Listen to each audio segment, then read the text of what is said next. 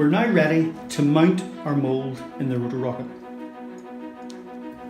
We have a temperature probe here, and we're going to pierce a small hole in the top of the mould so that the probe can go directly into the mould.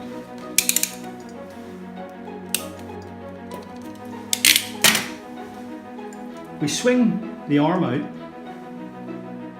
offer the mould up to the arm, thread the probe through and engage it onto the end plate of the arm. This arm is spring loaded at the back, and so we pull the mould away from the control box, rotate it around, and then release it into the other end plate. A little wiggle will ensure that it has engaged completely.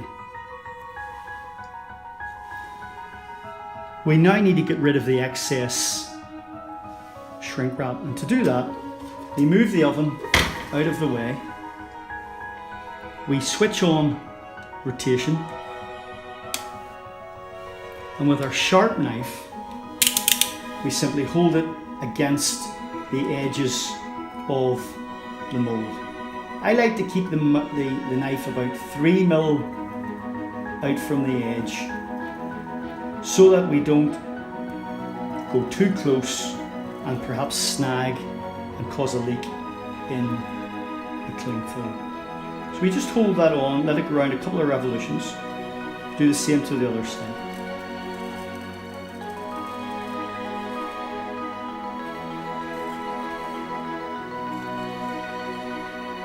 When that's done, we can stop the rotation and peel the shrink wrap off. We'll just turn it around, make sure that we've nothing left. It's also good at this time, at this point, just to give the mould a little bit of a clean. Make sure none of the powder has got onto the outside surface, which would then melt when we heat it up. It's rotating towards the heater at the top. If we change direction so that the powder pool is at the back, then it will be better placed to get the heat from the ovens. We're going to slow this down. It's going a bit fast. We'll slow this down to 20%. 20% RPM is approximately, 20% on the digital readout is approximately 7 RPM.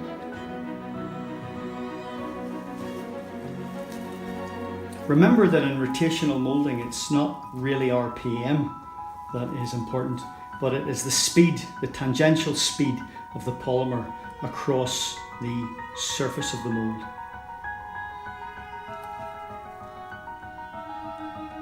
Okay, let's begin the heating.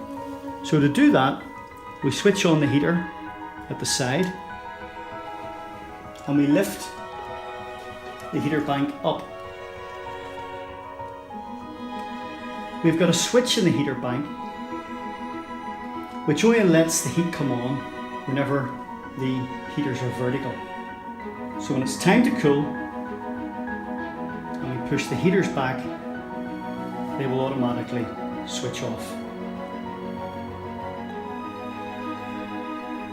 We're measuring the temperature with the probe, and that is currently being displayed on the computer screen.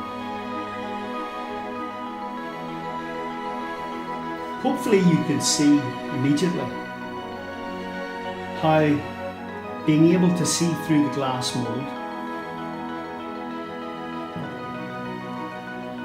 and watch the powder tumbling